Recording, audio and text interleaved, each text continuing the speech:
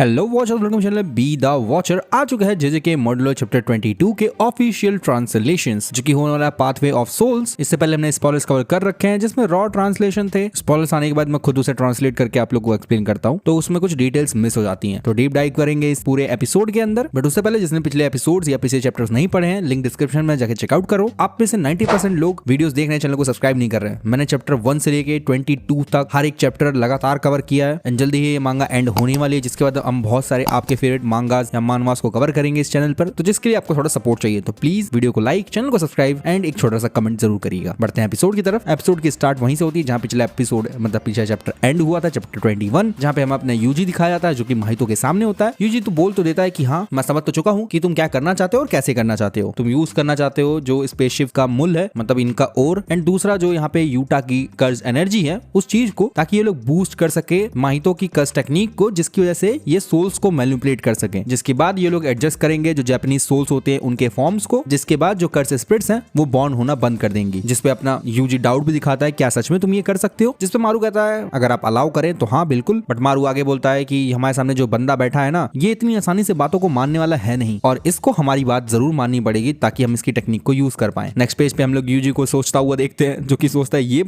बंदा मेरी बात मानेगा। जिसमें मारू पूछता है क्या मैं ये काम कर दूं? यूजी बोलता है नहीं, मैं ये कर सकता हूँ, बस मैं वरीड हूँ कि इस बंदे को मैं एक्सीडेंटली मार ना डालूं, इसको सबड्यू कराते कराते मर ही ना जाए बंदा, और ये बंदा मर गया तो हम इसको यूज कैसे करेंगे? सही कह रहा हूँ ना मैं? जिसमें मारू का रिप्लाई आता है कि जो पाथवे है ये सोल्स का पाथवे है, तो हम दोनों के अलावा यहाँ पे किसी की फिजिकल फॉर्म है नहीं, तो जो भी लड़ाई होगी वो मौत पे तो खत्म नहीं होगी, लेकिन एट द एंड हमको ये चाहिए कि ये बंदा मान जाए हमारी चीज के लिए। जिसपे यूजी जो है अपने माहितो के पास आता है और बोलता है कि तुमने सुना इस बंदे ने क्या बोला, तो चलो शुरू करें। अभी हमारा यूजी माहितो के बहुत ज्यादा पास होता है, तो नेक्स्ट पेज पे हम लोग देखते हैं कि अपना जो माहितो है अपने हाथ को आगे बढ़ाता है यूजी को टच करने के लिए, बट यूजी जो है ऑरा फार्मिंग करते हुए अपने हुडी से बिना हाथ निकाले पीछे हटता है, मून वॉकिंग करते हुए, एंड वो लोग इस जगह को तोड़ते हुए बाहर आते हैं, मतलब माहितो बाहर आता है। जिसमें माहितो बहुत ज्यादा गुस्सा होता है कि तुम लोग अपना मुंह कुछ ज्यादा नहीं चला रहे हो, जैसे कि तुम लोग पहले से ही जीत चुके हो। यूजी इस जगह को देखता है, बोलता है क्या ये शिव भी आए? एंड वो थोड़ा जो है सरप्राइज में चला जाता है। बट अगले ही पल हम देखते हैं कि अपना माहितो जो है अपने नीचे जमीन को टच करता है, उसको ट्रांसफॉर्म कराता है और अपनी पावर्स को यूज करना स्टार्ट करता है। और अपने माहितो का मानना ये होता है कि अगर तुम दोनों के पास फिजिकल फॉर्म है तो तुम लोग तो जरूर मारे जाओगे अगर मैं तुम्हें मारने की कोशिश की तो जिसका मतलब ये है कि यहाँ पर मैं तबाही मचाने वाला हूँ। इसी के जस्ट इंस्टेंट हम लोग देखते हैं माहितो अपनी पावर्स को यूज करता है, कई सारे जो सोल्स होते हैं वो मॉन्स्टर फॉर्म में ट्रांसफॉर्म होकर अपने यूजी पर अटैक करने के लिए आते हैं चारों तरफ से। नेक्स्ट पेज के अंदर हम लोग देखते हैं माहितो यूज करता है आइडल ट्रांसफिगरेशन, एंड एक पूरा सा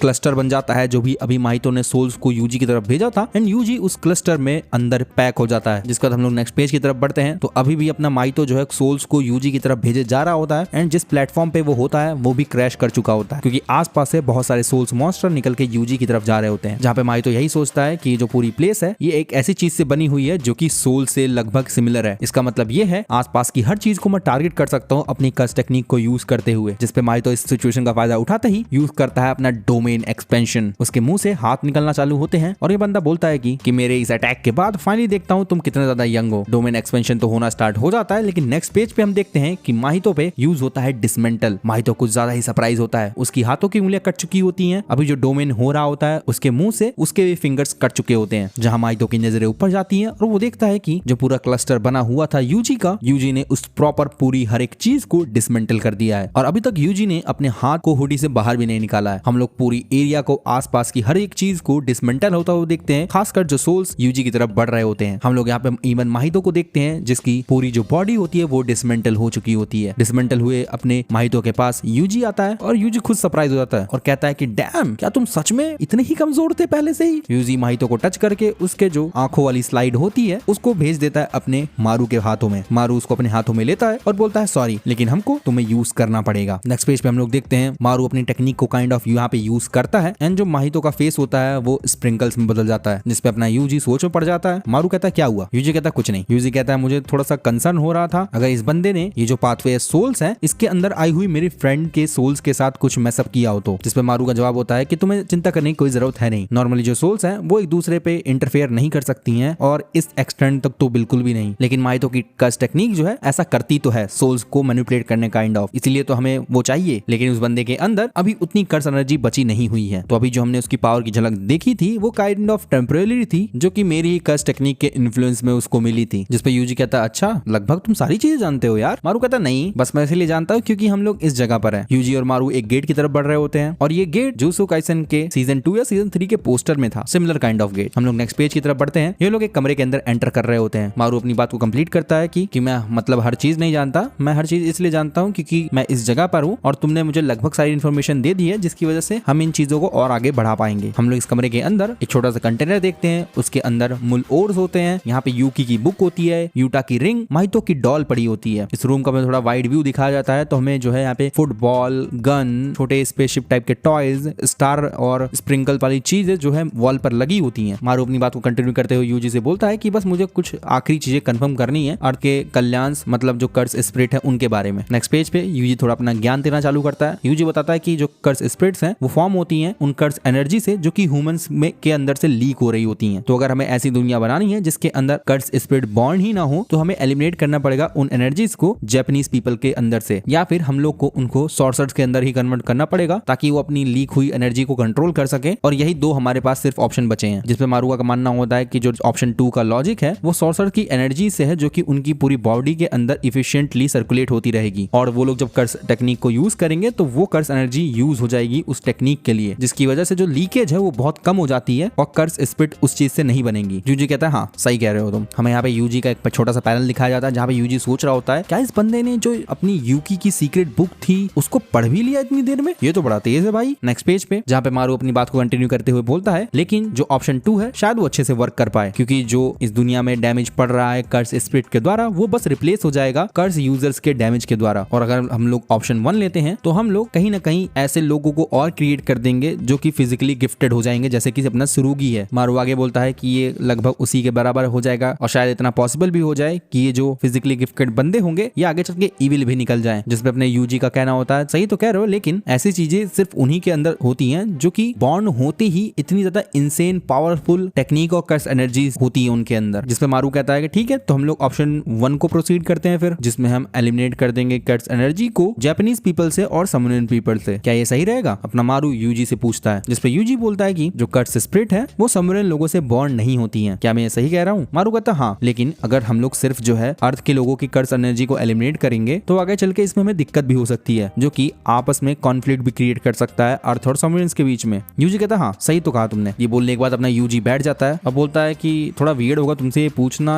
लेकिन हम लोग बहुत टाइम से बात कर रहे हैं, लेकिन मुझे ये बताओ। यहाँ पे यूजी की बात कंप्लीट होने से पहले ही मारू बोलता है ओह सॉरी मेरा नाम मारुलू है, एंड प्लीज भाई अब तुम लोग ध्यान से इस पैनल को देख लो। यहाँ पे इस बंदे ने खुद बोल दिया है कि मारू है। आप लोग पिछली 3 वीडियो से कमेंट करके बोले जा रहे हैं नहीं वो क्रॉस है, नहीं वो क्रॉस है, नहीं वो क्रॉस है, बट यहाँ पे ऑफिशियल कंफर्मेशन आ चुकी है एंड ये चीज मैं अपने स्टार्टिंग के वीडियो से ही बताता हुआ आ रहा हूँ। तो प्लीज इसके लिए लाइक जरूर कर देना कि मैंने जो एक्सप्लेनेशन बताया था वो सही था और मैं अपनी बात पे टिका भी रहा। यहाँ से चैप्टर को कंटिन्यू करते हैं। मारू बोलता है सॉरी मुझे माफ करना, मैंने अपना नाम नहीं बताया, मेरा नाम मारू है। यूजी कहता है अच्छा मारू ये बताओ तुम्हारा क्या विचार है जो चीज हम लोग करने जा रहे हैं उस पर। मारू बोलता है मेरे लिए तो ये पश्चाताप ही होने वाला है, क्योंकि जब से हम लोग अर्थ पे आए हमने उन्हें बहुत सारी मुसीबतों में डाला है। नेक्स्ट पेज पे हम लोग पढ़ते हैं। मारू अपनी बात को कंटिन्यू करता है। मारू बोलता है कि कम से कम मैं बस ये चाहता हूँ कि सब लोग यही सोचें कि जब वो हमसे मिले तो दुनिया और अच्छी हुई। यूजी सोच में पड़ जाता है और बोलता है सॉरी मेरी बात सुनो, मैं इस चीज को डिनाई नहीं कर रहा कि तुम क्या फील कर रहे हो और ये भी बात कि ये चीज सही है, लेकिन जो चीज हम करने जा रहे हैं वो एक टाइप से बहुत बड़ा पाप है। मारू थोड़ा सरप्राइज होता है, उसका सरप्राइज फेज हमें देखने को मिलता है, जिसपे यूजी बोलता है कि हम लोग सेफ्टी के बदले बात कर रहे हैं कि कैसे हम फ्यूचर की कई सारी पॉसिबिलिटीज को छीनने वाले हैं। फॉर एग्जाम्पल एक रिसर्च चल रही है जिसके तौर पे जो कर्स एनर्जी है वो नया पावर रिसोर्स बन सकता है और एलियंस के आने की वजह से ये प्रोग्रेस जो है और ज्यादा तेजी से बढ़ाया जा सकता है। आज से 100 साल बाद रिसोर्स शायद खत्म हो जाए एंड हमारे पास सिर्फ कर्स एनर्जी ही बचे पूरी अर्थ को उस पर रिलाय होने के लिए, लेकिन हम लोग ये काम करके ये पॉसिबिलिटी को खत्म करने वाले हैं। और तो और ये हम चीजें करने वाले हैं लोगों की बॉडी के साथ बिना उनके कंसेंट के, और इस चीज पे हम प्राउड तो नहीं हो सकते हैं। जिसपे मारू थोड़ा सा निराश टाइप दिखता है और बोलता है देन हम लोग क्या करें, हमें क्या करना चाहिए। बट यूजी यहाँ पे काफी कॉन्फिडेंट होता है, वो बोलता है फिर भी इन सब चीजों के बाद भी मैं ये करूंगा। मारू पूछता है क्या तुम श्योर हो कि एकदम सही है? यूजी बोलता है नहीं, लेकिन मैं इसको करके रहूंगा क्योंकि मुझे लगता है यही सही रहेगा करना, और देखा जाए तो मैं लगभग 300 साल और जीने वाला हूँ या फिर उससे ज्यादा, तो इसीलिए मैं वो हर चीज करने वाला हूँ जो कि मैं यहाँ रह के कर सकता हूँ, और इस चीज के लिए मैं पनिशमेंट भी भुगतने के लिए तैयार हूँ अगर वो मेरे ऊपर आती है तो। हम लोग फाइनल पेज की तरफ बढ़ते हैं जहाँ पे यूजी सोच ही रहा होता है कि क्या बिना कर्स एनर्जी के भी मेरी एज बढ़ेगी या फिर वो रुक जाएगी। जिसपे मारू कहता है नहीं, हम लोग जो है करंट जो जुजुत्सु सॉर्सरर्स हैं उनके सोल के साथ कोई इंटरफेरेंस नहीं करने वाले हैं, ना कि समरियंस के। मैं ये चीजें सिर्फ लिमिट करने वाला हूँ, मतलब उन लोगों की कर्स एनर्जी को रिमूव या एलिमिनेट करने वाला हूँ जो कि नॉन सॉर्सरर है और जो लोग फ्यूचर में बॉर्न होने वाले हैं उनके लिए, लेकिन फिर भी कई लोगों की जिंदगियां जो है वो अचानक से चेंज भी हो जाएंगी इस चीज के बाद, और यही चीज कर्स स्पिरिट्स के साथ भी होने वाली है। यूजी कहता है जो कर्स स्पिरिट अभी एग्जिस्ट कर रही है उनका क्या? मारू कहता नहीं, मैं उनकी बात नहीं कर रहा। यूजी कहता है अगर तुम लोग जापानीज पीपल से जो है कर्स एनर्जीज को एलिमिनेट भी कर देंगे, शायद उसके बाद भी जो कर्स स्पिरिट्स है वो बोर्न होना चालू हो जाए, जिस पे मारू का मुंह सा बन जाता है और इसी पे ये चैप्टर एंड हो जाता है। तो जी हाँ गाइस, ये था चैप्टर 22 ऑफ जेजेके मॉड्यूलो। लास्ट के 3 चैप्टर बचे हुए हैं, मांगा ब्रेक पर नहीं है। अगले वीक्स हमें स्पॉयलर्स और चैप्टर दोनों ही देखने को मिलने वाले हैं और हमें कलर पैनल्स भी देखने को मिलने वाले हैं। अब ये मांगा आगे बढ़ेगी कि पूरा जुजुत्सु काइसन ही इसके साथ एंड हो जाएगा, वो तो हमें आगे चल के देखने को मिलेगा। आगे के स्पॉयलर्स और चैप्टर मिस नहीं करना चाहते तो प्लीज चैनल को सब्सक्राइब कर लेना, क्योंकि पिछले जो स्पॉयलर्स थे वो काफी ज्यादा लेट आए थे और ऐसा होता रहता है, तो उनको मिस नहीं करना चाहते तो प्लीज चैनल को सब्सक्राइब कर लेना। बाकी मैं मिलता हूं आपको नेक्स्ट वीडियो के अंदर, तब तक के लिए बी द वॉचर।